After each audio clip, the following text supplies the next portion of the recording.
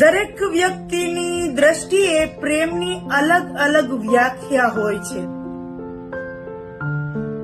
એમાંની પ્રેમની એક આ પણ વ્યાખ્યા છે કે તમે જેને પ્રેમ કરો છો એની રિસ્પેક્ટ કરો. તમે જેને પ્રેમ કરો છો એને પેલા સમજો. તમને જેના પ્રત્યે લાગણી છે ને એને તમે પેલા માન આપતા શીખો. એને મુસીબતના સમયમાં મદદ કરતા શીખો. નહીં કે 2 દિવસના પ્રેમમાં 4 દિવસ પછી ફરવું અને 6 દિવસ પછી લડાઈ ઝઘડો કરી અને છૂટું થઈ જવું.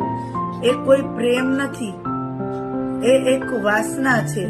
જે બાહ્ય રીતે તમે કોઈના તરફ આકર્ષાવ છો ને એ આકર્ષણ, એ વાસના, એ કોઈ પ્રેમ નથી.